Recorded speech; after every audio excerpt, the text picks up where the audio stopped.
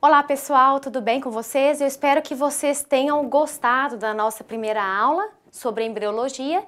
E na aula de hoje a gente vai seguir o conteúdo abordando a partir da aula de hoje até a última aula, nossa quarta aula, sobre a histologia, tá? Então nós falamos do desenvolvimento embrionário, que vai pegar, nós falamos desde a gametogênese, a formação dos gametas, a fecundação, desenvolvimento do embrião, e aí mencionamos no final o período fetal, e aí a partir de agora a gente vai falar da formação dos tecidos e organização dos tecidos no corpo de um animal.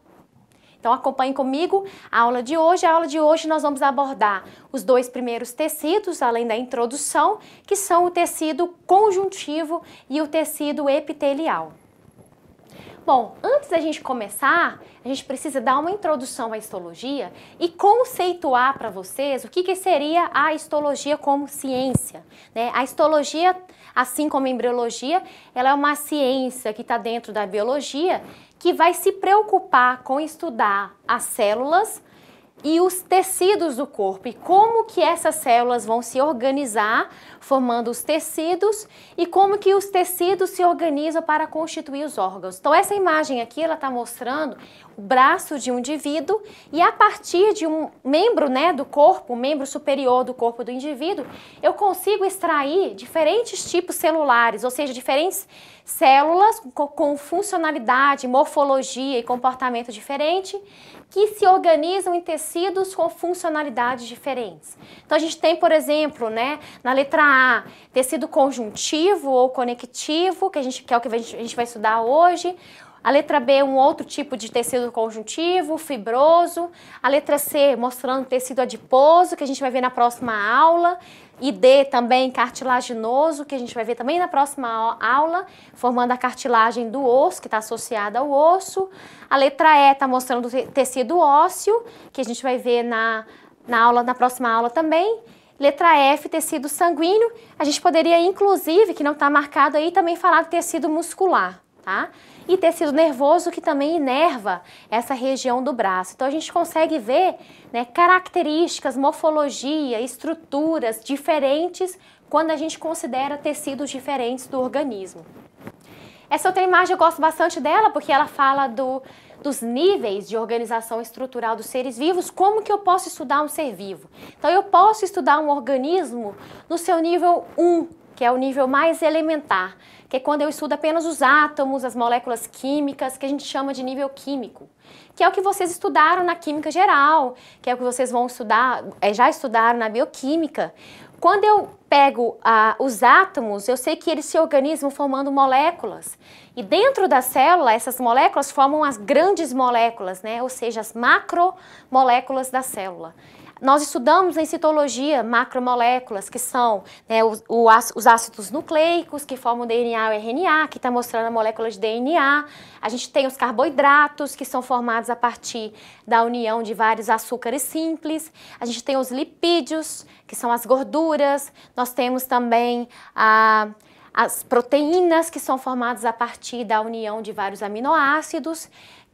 Cada molécula dessa se organiza formando as organelas, que são as regiões delimitadas dentro de uma célula eucariótica, que tem as suas funções específicas. Cada célula dessa eucariótica, ela pode se organizar formando um tecido, e aqui está mostrando uma célula muscular lisa, formando o tecido muscular liso. Os tecidos, por sua vez, eles vão se organizar em órgãos, tá? Então, quando eu tenho um órgão, eu estou falando necessariamente de mais de um tecido que está se organizando para ter uma funcionalidade específica. Aqui está mostrando a parede da bexiga, que é composta de mais de um tecido diferente, epitélio, tecido conjuntivo, tecido muscular liso e os órgãos se organizam, órgãos se organizam, até é engraçado falar, mas os órgãos eles vão se agrupar por funcionalidade para formar os sistemas fisiológicos. E aqui nesse exemplo está mostrando o sistema urinário. E um conjunto de sistemas, a gente tem o organismo como um todo. Então a gente vai do nível mais elementar até o nível macroscópico, que é o nível dos organismos. Bom, a gente precisa começar definindo o que é um tecido, né? Nós vimos em embriologia que durante o desenvolvimento embrionário, numa etapa que é chamada de gastrulação, acontece a formação a partir do embrião de 3 folhetos embrionários, que são os primórdios, né, de tecidos que vão estar presentes no indivíduo depois, mais adiante na fase de desenvolvimento embrionário. Esses 3 folhetos são chamados de ectoderme, mesoderme e endoderme, e eles vão dar origem aos tecidos adultos, né, que vão ser os tecidos finais, epiderme, anexos epidérmicos, sistema nervoso, que são dados pela ectoderme. A mesoderme vai dar origem aos tecidos intermediários, que são osso, músculo, né, que são tecidos, osso no caso, né, e derme, tecidos conjuntivos, músculo, tecido muscular, endoderme, sistema respiratório e os órgãos do sistema digestório. Um tecido, ele é um conjunto, então, de células que têm uma função geral, não necessariamente elas têm a mesma morfologia, elas podem ter morfologias diferentes, ou seja, formas diferentes, mas elas juntas colaboram para uma mesma função geral e elas têm a mesma origem embrionária. Então, elas vão ter origem, por exemplo, o epitélio. A origem embrionária do tecido epitelial de todos os epitélios que estão presentes no organismo, no animal, é a mesma origem embrionária, através do folheto de ectoderme. Todo o nosso músculo, seja ele esquelético, cardíaco ou liso, ele tem a mesma origem embrionária, que é a origem da mesoderme, e assim por diante. Então, é uma definição mais geral sobre o que seria um tecido. De que os tecidos eles são formados, né? Então, o tecido ele pode ser formado basicamente de 2 elementos que se organizam para formar os tecidos: célula e o que a gente chama de matriz extracelular. O que é a matriz extracelular? A matriz extracelular são todas as substâncias, juntamente com água, que estão presentes do lado de fora da célula. Basicamente, essa matriz extracelular, ela vai ser composta por uma grande quantidade de proteínas, né, diferentes. Vai depender da matriz extracelular. Então, a gente tem proteínas associadas com açúcares, que são chamadas de glicoproteínas. Dentre elas, eu destaco para vocês as fibras de colágeno, que são proteínas super importantes, né, para manter a estrutura de um tecido, a firmeza de um tecido. Água, que é o componente de maior abundância, e outras proteínas que vão se associar, né, inclusive a membrana, a superfície da célula. Então, a gente tem essa matriz superabundante, dependendo do tecido, e ela vai estar circundando a célula pelo lado de fora. Então, a matriz, ela pode estar em maior ou menor abundância, dependendo do tecido. Então, a gente vai ver que isso faz parte da característica do tipo de tecido. Por exemplo, tecido epitelial, por característica, ele é raro de matriz extracelular. Então, ela está praticamente limitada a uma camadinha que é chamada de lâmina basal, que está aí mostrada na figura. Então, não existe substância extracelular que envolve externamente, por todos os lados, as células do tecido epitelial, porque elas são células muito próximas entre si. E o tecido conjuntivo, que é formado por células que estão mais distantes entre si, e ele é abundante em matriz extracelular. Então, ele tem bastante substância fora da célula que circunda todos os tipos celulares. Bom, dito tudo isso, a gente precisa lembrar em citologia que para eu estudar cada célula individual, eu preciso usar equipamentos que me permitam aumento de imagem, que são os microscópios, né? Tanto o microscópio de luz quanto o microscópio eletrônico. Da mesma forma, quando a gente estuda a histologia, apesar de eu ter uma reunião de células formando um tecido, esse tecido ele ainda é microscópico, né? Eu não consigo ver os detalhes desse tecido se eu também não utilizar esses equipamentos. Então, o equipamento de microscopia, ele também é uma ferramenta super importante para que o aluno, né, ou o pesquisador, ele consiga ver com detalhes as características dos tecidos. É importante também mencionar que, pelo fato, né, da maioria dos tecidos animais eles não terem cor própria, eles serem transparentes, translúcidos, toda a preparação de um tecido para ser observado na microscopia óptica, ela vai envolver uma etapa de coloração. Então a gente vai ver isso através de um trabalhinho que eu vou passar para vocês, e que a histologia, né, a preparação de um corte histológico, ela vai envolver várias etapas que preservam o tecido, que permitem realizar cortes muito finos, que são importantes para a luz conseguir penetrar o tecido, mas eu preciso da cor. Eu preciso dar contraste àquele tecido. Então, normalmente, o que a gente vai fazer?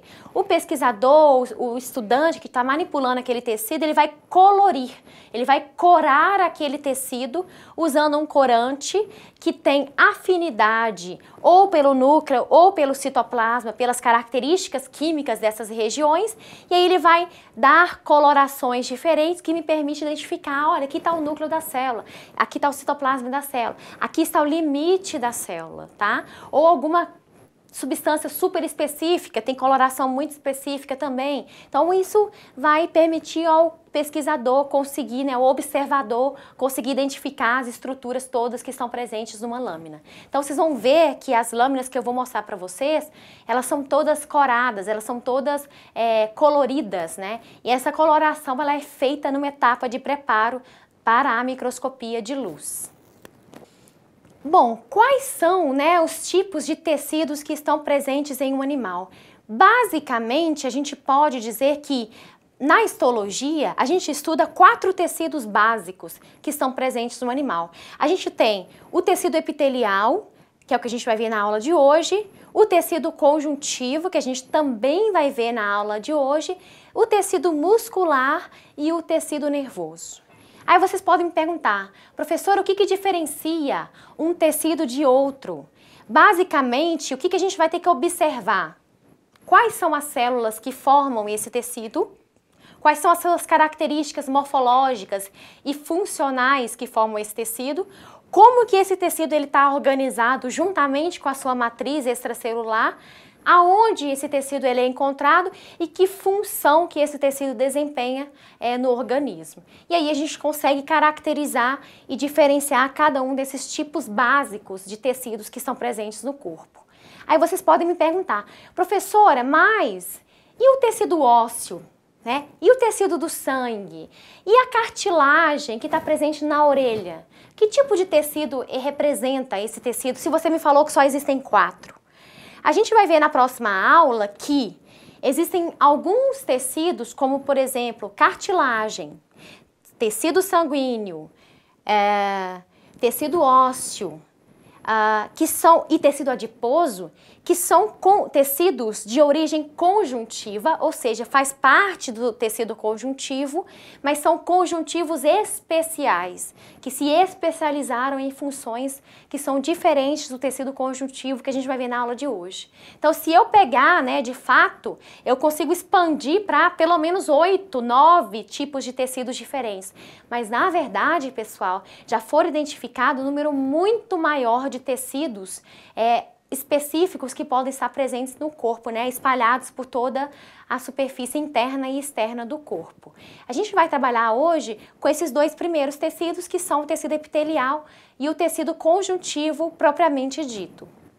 Então, o primeiro tecido é o tecido epitelial, onde que esse tecido ele é encontrado, né? Ele vai estar revestindo toda a superfície interna, ou seja, cavidades de órgãos ocos, que são, por exemplo, né, as cavidades respiratórias. Então ele vai pegar desde as fossas nasais, como está mostrado aí na imagem, região de laringe, região de traqueia, brônquios, bronquíolos, até chegar lá nos pulmões. Então isso tudo é uma estrutura oca, tá?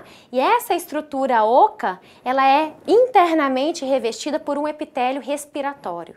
Se eu pegar também o sistema digestório, que eu vou ter ali boca, faringe, esôfago, estômago, intestino delgado, intestino grosso, reto e ânus, tudo isso também é cavidade.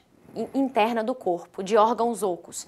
E isso também vai ser revestido internamente por um epitélio que é chamado de epitélio gastrointestinal. Cada epitélio desse tem as suas características, as suas peculiaridades. Aqui, por exemplo, está representando o epitélio respiratório, né? Ele é um epitélio que tem cílios. Por que o cílio é importante? Porque esse epitélio está em contato diretamente com o ar que nós inspiramos e expiramos. O ar que vem de fora é um ar poluído e através desses cílios, que são modificações da membrana celular dessas células que formam o epitélio respiratório, o cílio funciona como uma escova que filtra partículas de pó, né, que vão vindo juntamente com o ar que nós trazemos para dentro do corpo, para que esse ar, quando ele chegar lá nos pulmões, ele esteja completamente ou a maior parte dele purificado ao máximo possível, né? Porque a estrutura do pulmão é uma estrutura delicada, que não pode ficar recebendo esse tipo de ar com partículas em suspensão. Então ele vai filtrando partículas de poeira, ele vai filtrando bactérias, alguns outros micro-organismos, e aí através dessa filtração, esse ar ele vai sendo purificado aos poucos. Esse epitélio também, a gente vai ver na aula de hoje, ele tem, além dos cílios, células especializadas em produzir muco, que são chamadas de células caliciformes, que formam uma camadinha de muco que também gruda essas partículas de poeiras, bactérias e outros micro-organismos que vão passando à medida que o ar ele é inspirado. E aí tem substâncias que matam bactérias, né, que são bactericidas e que vão também protegendo, né, a nossa estrutura interna do corpo de um patógeno que poderia causar uma doença respiratória. Então aqui mostrando o estômago, né, um outro exemplo que é o epitélio gastrointestinal. Então dentro da superfície do estômago, internamente ao estômago, o estômago vai receber o alimento que vai vir através do esôfago, né? E aí esse alimento ele vai chegar até o estômago e essa superfície interna é toda revestida por um epitélio gastrointestinal preparado para o processo digestório. No caso do estômago, vocês vão estudar em fisiologia, esse estômago ele é muito ácido, né, muito acidificado, então esse epitélio ele tem que estar preparado para esse baixo pH que é importante para as enzimas que atuam dentro desse órgão. Então ele é um epitélio que tem uma outra característica diferente do epitélio respiratório. A gente vai ver que ele tem umas vilosidades, umas dobras do próprio epitélio. Ele também tem capacidade de secretar substâncias para dentro do estômago, que são, né, o suco gástrico, que vão ter as moléculas, né, as enzimas e o pH baixo, que são importantes para o processo digestório. Outra função do tecido epitelial, além de revestir a superfície interna, é o revestimento externo do corpo como um todo. Então, a nossa pele, né, a pele ela é um órgão, a pele não é um tecido. Então, ela é um órgão, na verdade, ela é o nosso maior órgão do corpo, tá? Em termos de massa, de peso, né, de massa de matéria, né, de quantidade de matéria do corpo.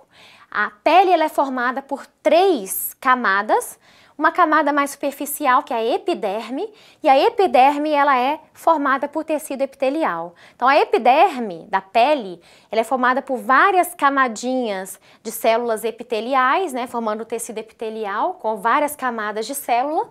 Logo abaixo da epiderme eu tenho uma camada grande que é chamada de derme, que é formada por tecido conjuntivo propriamente dito. E aí mais abaixo ainda eu tenho a hipoderme, que é composta principalmente por tecido adiposo, que é um tipo de tecido conjuntivo especializado. Observem aí nessa imagem que a pele ela é vascularizada apenas na região da derme. Então, a epiderme, que é tecido epitelial, não possui vasos sanguíneos, que é uma característica, né, do tecido epitelial, ele não é vascularizado. Então, toda a vascularização, ela é dada pela camada de baixo, que é a camada do tecido conjuntivo, que é composta pela derme. Então, a derme, ela é vascularizada, a derme, ela tem matriz abundante, a derme, ela é inervada, né? Ela possui também tanto vasos sanguíneos quanto linfáticos, e possui nervos aí nessa região. Então, é ela que vai ser responsável por nutrir todas as células da epiderme que não são vascularizadas. Bom, se o tecido epitelial ele é composto, né, por camadas de revestimento que revestem superfície externa do corpo ou internamente, né, os órgãos ocos, a gente tem ainda que destacar uma outra funcionalidade do tecido epitelial, que é a secreção. Tá? Então, o tecido epitelial ele pode ser didaticamente dividido em tecido epitelial, que é responsável por revestimento, que são esses dois exemplos que eu dei para vocês, e tecido glandular, ou seja, que vai formar as estruturas das glândulas, que são as estruturas, né, os órgãos que são responsáveis por realizar secreção de substâncias importantes para o corpo. Então, todas as nossas glândulas, elas têm origem epitelial e, por consequência, têm origem na ectoderme, né, no folheto mais externo do embrião. A gente vai ver cada um desses tecidos, né, o epitelial de revestimento e o epitelial glandular separadamente. Bom, quais são as características do tecido epitelial de maneira geral? Primeiro, ele é formado por células com muitas faces, são chamadas de células poliédricas. E essas células estão unidas entre si, muito próximas entre si. A gente dá o nome de justapostas, com pouca matriz extracelular do lado de fora. A matriz ela vai estar restrita àquela camadinha que está ali em azul, lá na base do tecido epitelial, que é chamada de lâmina basal. E o núcleo normalmente acompanha o formato das células. E essas células podem ter formatos diferentes, formatos mais cilíndricos, formatos mais cúbicos, formatos mais achatados, mais arredondados, dependendo do tipo de epitélio. Outra característica, né? A maioria do tecido epitelial ela está apoiada em um tecido conjuntivo, propriamente dito, que está logo abaixo do tecido epitelial. Por que isso é importante? Porque esse tecido conjuntivo é o tecido vascularizado e é ele que vai nutrir o tecido epitelial que está mais externo e que não é formado por vasos sanguíneos. Então, toda essa vascularização, né, a nutrição do embrião, né, a nutrição do tecido epitelial, ela vai ser dada por difusão. Então, a partir do conjuntivo associado, dos capilares sanguíneos que estão presentes no conjuntivo, é que o oxigênio, né, ele vai se difundir, ou seja, o que é uma difusão? É uma passagem, né? Ele vai se espalhar e chegar até o tecido epitelial. No caso aqui está mostrando o corte da pele, então seria a partir da derme até chegar na epiderme. Da mesma forma, as células epitélio, quando respiram, liberam gás carbônico, esse gás carbônico também se difunde até chegar na derme e também para ser eliminado através dos vasos sanguíneos, né, no processo de circulação e respiração. Os nutrientes que vierem através da circulação sanguínea também vão ter que se difundir até chegar à epiderme, porque a epiderme não tem vascularização própria.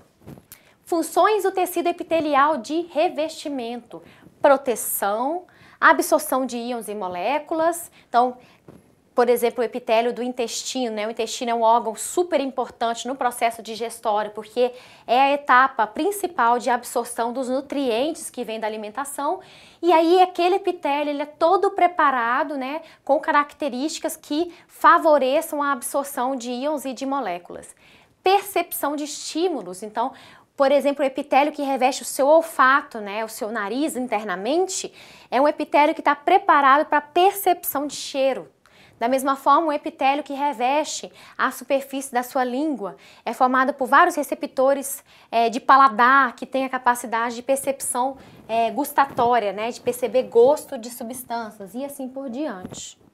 O epitélio de revestimento ele pode ser classificado de acordo com o número de camadas, simples, uma camada apenas, estratificado, mais de uma camada, ou ainda uma terceira opção, que é o pseudoestratificado, quando ele tem várias camadas de células com alturas diferentes, que parecem ser de mais de uma camada, mas na verdade é porque as células são organizadas não na mesma linha, não na mesma sequência. Eu vou mostrar o desenho que vai ficar mais fácil para vocês entenderem. Então aqui está mostrando epitélio simples, de vários tipos, né? O livro de vocês ele também fala. Pavimentoso quando elas são mais achatadas, cúbico porque o formato é cúbico e colunar porque tem um formato mais alongado. Mas elas são formadas por uma única camada de célula. E aqui está mostrando onde basicamente elas são encontradas. Então, por exemplo, epitélio simples, pavimentoso, ele forma o endotélio. O que é o endotélio? O endotélio é a camadinha de epitélio que reveste internamente todos os vasos sanguíneos do corpo. Tá? Tanto as artérias quanto as veias, os capilares, as vênulas, as arteríolas, tá? Que são os vasos do corpo. O epitélio cúbico simples, que vai revestir o ovário, as glândulas. O epitélio colunar ou prismático, que reveste a parede do intestino, que é responsável pela absorção de nutrientes do processo digestório. Então aqui está mostrando corte histológico em dois sentidos diferentes, para vocês verem, né, a característica do epitélio simples pavimentoso. Então as células elas são achatadas, a seta está mostrando o epitélio, células bem achatadas, o núcleo acompanha o formato da célula, aqui do revestimento externo do pulmão, tá, que é a regiãozinha lá próximo da pleura, e a gente tem aqui o endotélio, que é o revestimento interno dos vasos sanguíneos, também formado por tecido simples pavimentoso.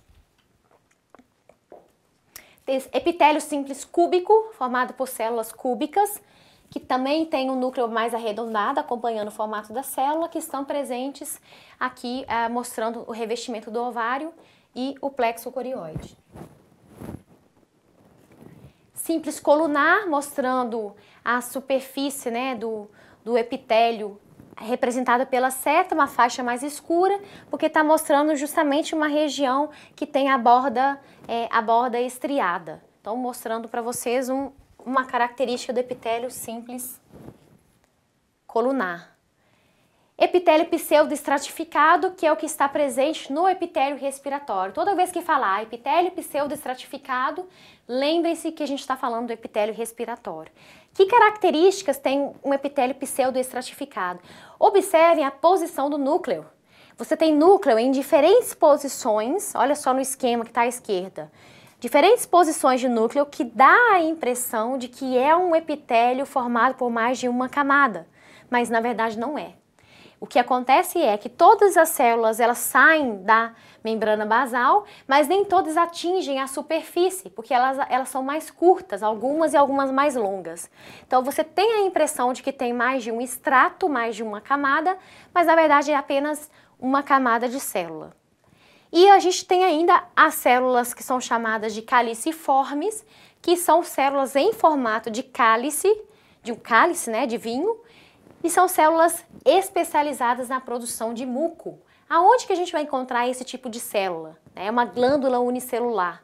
Essas glândulas unicelulares, que são as células caliciformes, elas vão estar presentes tanto no epitélio respiratório, quanto também elas vão estar presentes no epitélio gastrointestinal para produzir muco, que é super importante para lubrificar o bolo alimentar e facilitar a passagem dele pelo tubo digestório. E aí, no caso do epitélio respiratório, eu já falei para vocês, é esse muco que ajuda a filtrar também as partículas do ar que vem na inspiração. Epitélio estratificado, formado por mais de uma camada, aí a gente tem os tipos, né? Pavimentoso, cúbico, epitélio de transição, onde a gente tem uma transição de morfologia, né? Células mais quadradas, cúbicas embaixo, elas vão ficando mais arredondadas para cima, então a gente tem essa diferenciação desses tipos de epitélio, que é o epitélio da bexiga.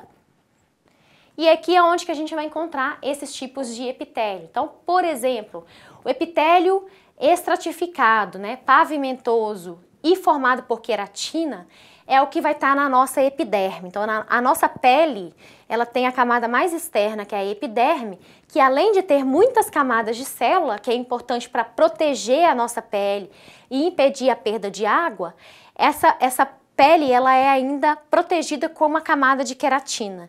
E essa queratina ela é importante porque ela filtra, né, parte do excesso de luz ultravioleta que entra em contato com a nossa pele. Então ela protege a nossa pele. A gente tem também outros exemplos, por exemplo, o epitélio de transição que está presente na bexiga, que é importante para garantir o aumento de tamanho da bexiga à medida que ela vai armazenando uma grande quantidade de urina. Epitélio estratificado pavimentoso queratinizado da pele, olha aí, mostrando a imagem para vocês, uma grande quantidade de queratina, logo abaixo, né, e é uma camada de célula morta que está por cima, superficial, isso vai descamando, então é um epitélio que tem uma alta capacidade de proliferação, de multiplicação celular, e a gente tem aqui as camadas, né, as várias camadas de tecido epitelial estratificado da pele, e logo abaixo a gente vai ter o tecido conjuntivo propriamente dito. Epitélio de transição da bexiga, observem aí, o núcleo está corado em azul, né, roxo, que é o corante hematoxilina, o citoplasma está em rosa, vermelho, que é a eosina, que cora o citoplasma. Quando a bexiga está vazia, você vê mais camadas de células. Quando a bexiga ela está cheia, essas camadas ficam mais achatadas. Então é um tipo de epitélio que está preparado para que o órgão tenha, né, para que permita que o órgão aumente de tamanho à medida que ele vai acumulando mais urina. Bom, a gente falou do epitélio de revestimento, né? Demos vários exemplos dos tipos de epitélio de revestimento. Vou falar agora do epitélio glandular. Qual que é a característica do epitélio glandular? As glândulas, né, são estruturas do corpo que são responsáveis pela secreção de substâncias. Para onde que essas substâncias elas vão? Elas podem ser, né, liberadas, lançadas para fora do nosso corpo, para dentro de cavidades do nosso corpo, de órgãos ocos, que também a gente considera meio externo, ou elas podem ser lançadas na corrente sanguínea.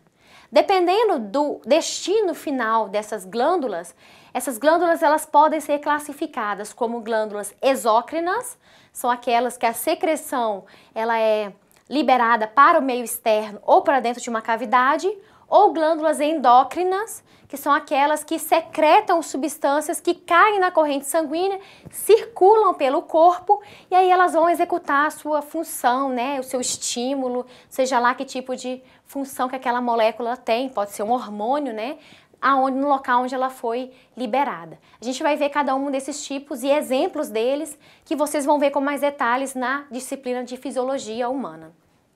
Então aqui mostrando glândulas simples, que estão presentes, né, uma glândula exócrina mais simples, que é a célula caliciforme, como eu já mostrei para vocês, tanto no intestino quanto no epitélio respiratório, que é a célulazinha especializada na produção de muco. A maioria das células, das glândulas, elas são multicelulares, elas formam cachos de células. E como que esses cachos de células são formados, né? A gente viu que o tecido glandular, ele tem origem epitelial e, por sua vez, origem na ectoderme. E aí, como está mostrando na imagem, a partir do epitélio, essas células começam a se multiplicar. Ao se multiplicar, elas vão formando esses cachos de células, que estão aí sendo mostrados. E aí a gente pode ter dois processos diferentes acontecendo, que vão dar origem a glândulas endócrinas ou exócrinas. Se por um acaso, né, essa glândula, esse tecido glandular, ele continuar conectado com a superfície através de um ducto de secreção, tudo aquilo que essa glândula produzir vai percorrer esse ducto e vai ser eliminado na superfície. Ou essa superfície é a superfície externa do corpo, ou é uma cavidade interna de algum órgão oco do corpo. Nesse caso aqui, a gente está falando de uma glândula do tipo exócrina. Então, quais são as características da glândula exócrina? Manter contato com a superfície através de um ducto de secreção. E aí é onde é o caminho que essa secreção ela vai percorrer. Exemplos de glândulas exócrinas, a gente tem a glândula mamária. Então, qual é o produto de secreção da glândula mamária? É o próprio leite. Então, o leite ele é ejetado para fora das mamas, né, para a superfície externa do corpo da mulher, através de um ducto de secreção. Então, cada glândula ela vai ter um ducto de secreção que vai comunicar com um ducto principal e através desse ducto principal o leite ele é ejetado. Então, a glândula mamária é um exemplo de uma glândula exócrina. outro tipo de glândula exócrina, as glândulas sudoríparas e sebáceas, né? A glândula sudorípara é a glândula produtora de suor. Por que o suor é importante no corpo? Porque o suor, ele é uma manifestação, né, um estímulo que o corpo tem para produzir em consequência a um aumento de temperatura do corpo. Então, quando o corpo aquece muito, por causa da temperatura externa, o que vai acontecer? Ou pelo aumento da atividade metabólica, o corpo precisa resfriar a sua temperatura interna, para manter a temperatura numa faixa de 37,5, 36,5, 37 graus mais ou menos. Então, para manter essa faixa de temperatura de 36,5, ele pode trabalhar com a produção de suor. E aí o suor, ele cai na superfície externa do corpo e ele vai resfriar a superfície externa do corpo. O suor é produzido por uma glândula exócrina, que é chamada de sudorípara. E tem as glândulas sebáceas também, que está associada aos pelos do corpo, tanto o couro cabeludo quanto os pelos da pele do corpo, de maneira geral, que é também responsável pela produção de sebo, que é uma substância um pouco mais lipídica, né, gordurosinha, que também lubrifica a superfície da pele. Dependendo da forma de secreção da glândula exócrina, ela pode ser classificada em 3 tipos.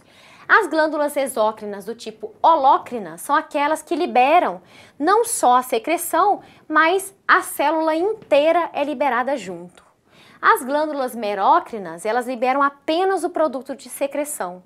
A glândula mesmo, ela fica intacta.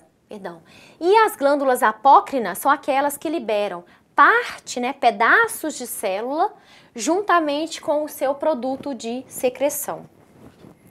Bom, a gente falou das glândulas exócrinas, são aquelas que liberam, né, que tem um ducto de secreção que dá o caminho para a liberação da secreção. Vou falar agora das glândulas endócrinas.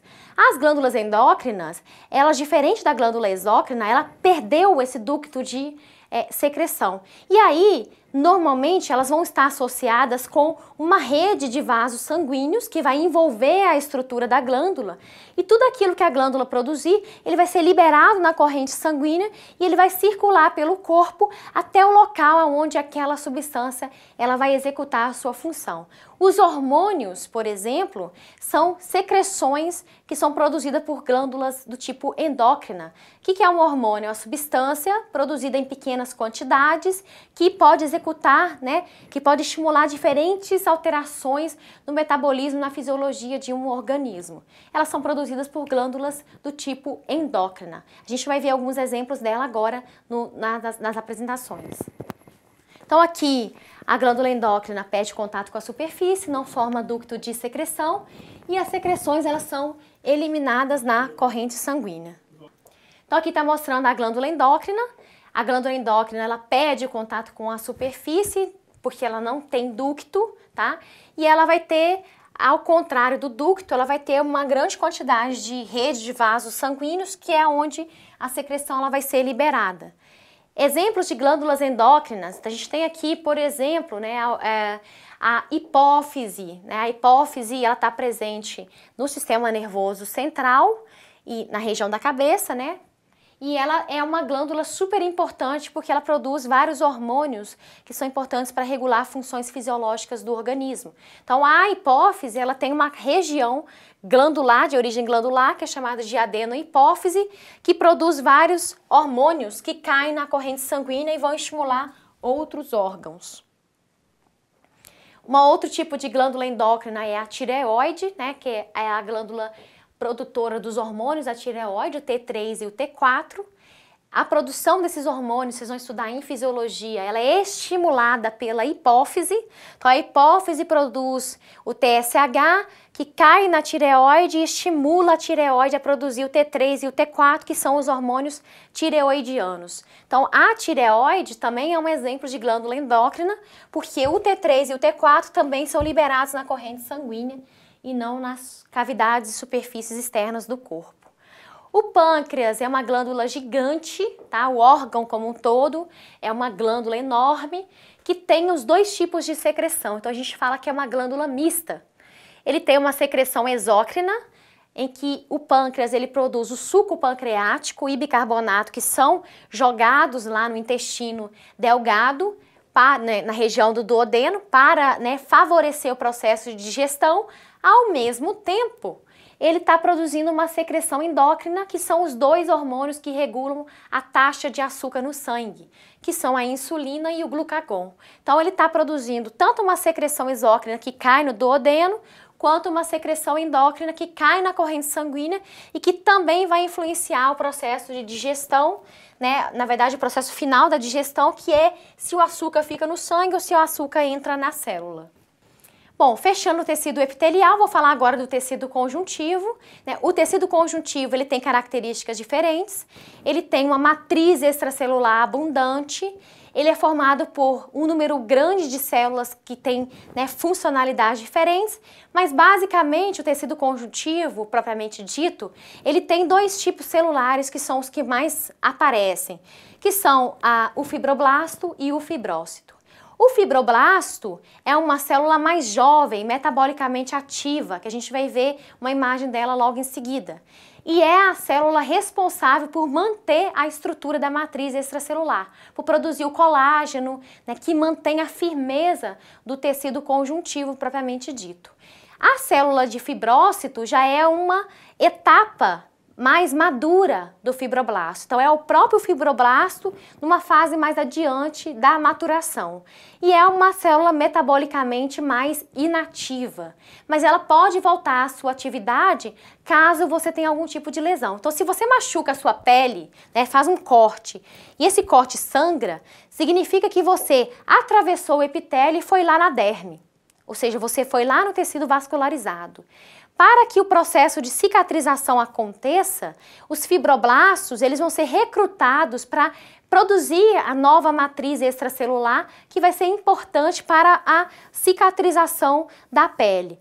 Logicamente que outras células vão ser recrutadas para o local, que são células importantes para evitar processos infecciosos, ou seja, a invasão de bactérias, né, potencialmente patogênicas, que poderiam causar uma infecção no local.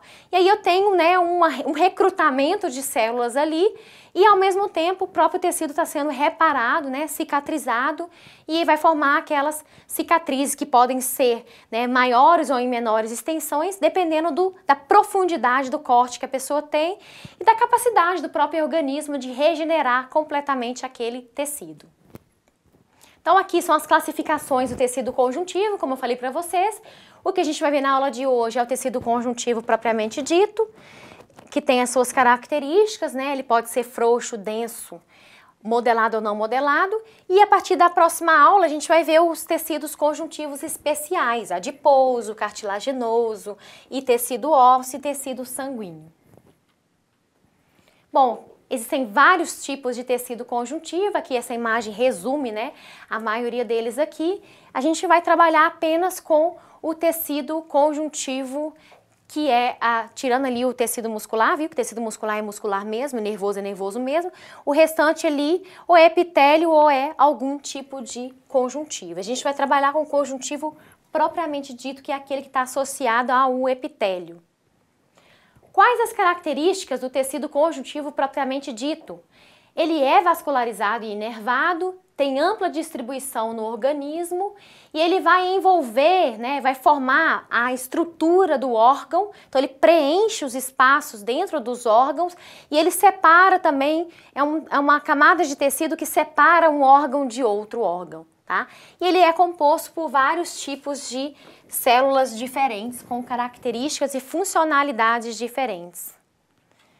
Então aqui está mostrando uma fotinha do corte da pele, novamente mostrando a epiderme. Então a região de derme é a região do tecido conjuntivo propriamente dito, que é responsável por nutrir o epitélio. E está logo abaixo do epitélio de revestimento.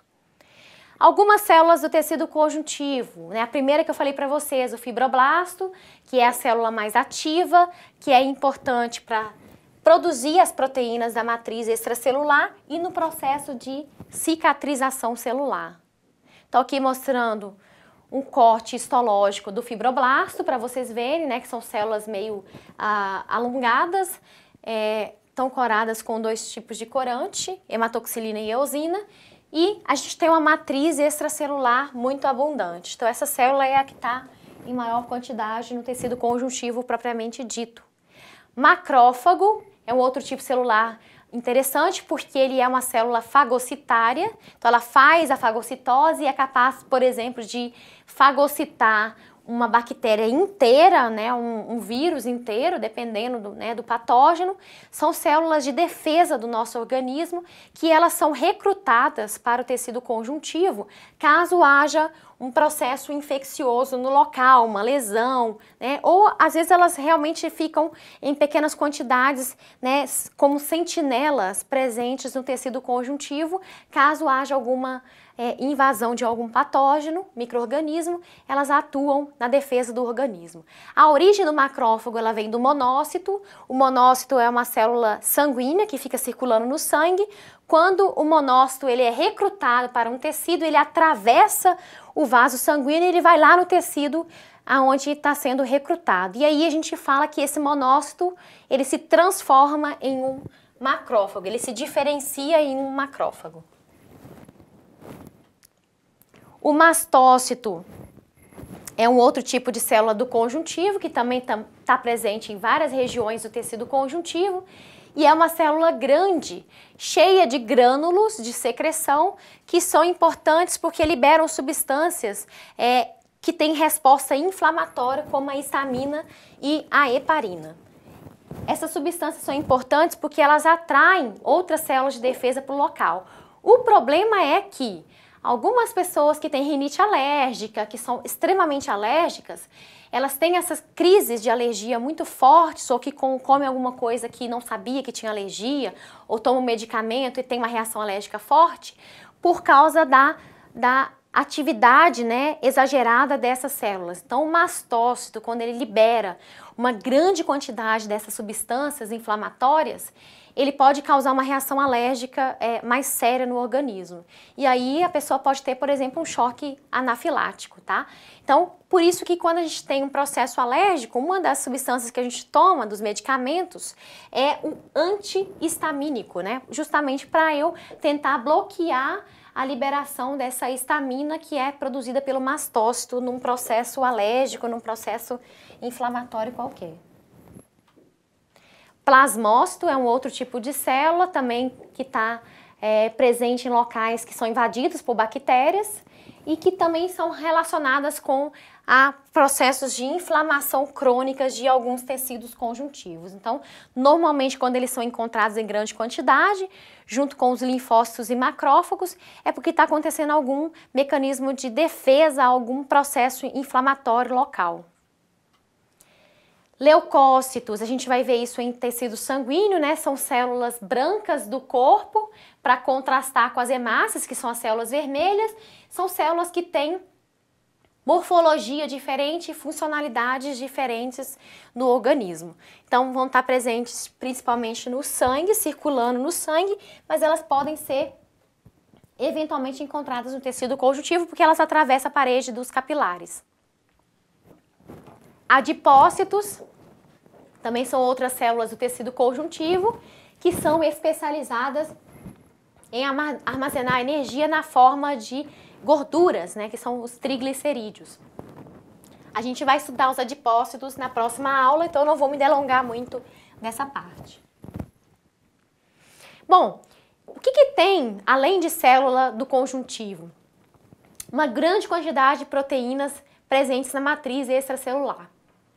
Essas proteínas que são presentes na matriz extracelular formam as fibras, proteínas fibrosas que são chamadas de fibras colágenas, reticulares ou fibras elásticas. Então, dependendo do tecido conjuntivo, eu posso ter uma maior ou menor abundância desses tipos de proteínas. Então, proteínas de colágeno ou proteínas de elastina. E é elas que vão garantir a funcionalidade do tecido conjuntivo, a capacidade, por exemplo, da nossa pele resistir, né, à tração. Com o tempo, a gente perde a nossa capacidade de repor o colágeno da pele, e é isso que vai causando as rugas, que vai causando a perda do vigor, né, que a nossa pele tem quando a gente é jovem. Estou aqui mostrando para vocês fibras de colágeno, formadas por colágeno do tipo 1, que são importantes porque conferem a rigidez elasticidade e força de tensão dos nossos tecidos de maneira geral, tá? Do tecido conjuntivo. E as fibras reticulares, que são fibras mais fininhas, que vão envolver, né, o conjuntivo que envolve a maioria dos órgãos, formando a cápsula que envolve os órgãos externamente. Fibras elásticas, que são compostas por proteínas do tipo elastina, que também dá a elasticidade da nossa pele. Então, colágeno e elastina são as proteínas mais importantes para a saúde da nossa pele, juntamente com água, viu, pessoal? Bom, o tecido conjuntivo, propriamente dito, ele pode ser classificado como frouxo ou denso. Quais são as diferenças? O tecido frouxo é um tecido delicado, que não suporta grandes pressões e ele vai estar preenchendo os espaços entre os grupos de células musculares. Então ele vai estar envolvendo regiões específicas do nosso corpo, envolvendo as glândulas, os vasos sanguíneos. Então ele vai estar em regiões mais definidas do nosso corpo em grande abundância. É o tecido conjuntivo, propriamente dito, mais abundante. Então aqui, por exemplo, na nossa pele, a gente vai ter tanto o conjuntivo frouxo quanto o denso. O conjuntivo frouxo formando uma camada mais delicada, né, que vai aparecer aqui no caso dessa pele que sofreu uma lesão. E o conjuntivo denso, que ele já é denso porque ele tem uma grande quantidade de fibras de colágeno presentes. Então eu falei do conjuntivo frouxo, vou falar agora do conjuntivo denso. Característica do denso, ele já é mais resistente, então ele consegue oferecer resistência e proteção aos tecidos, mas ele tem uma grande quantidade de fibras colágeno, a maior quantidade que o tecido frouxo. E por causa disso, ele é menos flexível e mais resistente às trações. O conjuntivo denso pode ser classificado em não modelado e modelado, vai depender da orientação das fibras de colágeno. Quando as fibras de colágeno estão presentes numa mesma direção, a gente tem um tecido conjuntivo denso do tipo modelado, que é o que vai estar presente no tendão. Quando as fibras estão presentes em várias direções, a gente vai ter um tecido não modelado, porque ele não tem uma única orientação, que é o que vai estar presente na pele. Estou aqui mostrando para vocês o tendão, né? Importante lembrar que a gente vai ver isso também em tecido muscular. O músculo esquelético não se liga diretamente ao osso. Através, né, entre o músculo e o osso, a gente vai ter uma camada de conjuntivo propriamente dito, de conjuntivo denso do tipo modelado, que forma uma estrutura, uma peça que é chamada de tendão. Se vocês observarem o corte histológico, vocês vão ver que o tendão ele é formado por camadas, por várias células e fibras de colágeno que está formando essas ondas que estão aí mostradas na imagem e todas elas numa mesma orientação, formando um feixe de fibras de colágeno presentes na matriz extracelular. Por que isso é importante? Porque vai oferecer resistência numa única direção, que é a direção que conecta o osso diretamente ao músculo. Então, toda vez que o músculo contrair ou relaxar, ele vai transmitir essa força de contração e relaxamento diretamente para o tendão, que vai transmitir isso para o osso e traciona o osso juntamente com o movimento de relaxamento ou contração da musculatura esquelética. Tecido conjuntivo denso não modelado, ele já vai estar presente em algumas estruturas, como por exemplo a pele, que precisa ter capacidade de sofrer resistência a uma tração, a um estresse mecânico em qualquer direção que eu puxar a pele. Então, qualquer direção que eu puxar a pele, ele vai oferecer algum tipo de resistência ao movimento que eu estou fazendo, o beliscão que eu estou fazendo, e aí permite com que a pele tenha resistência suficiente para não se romper facilmente.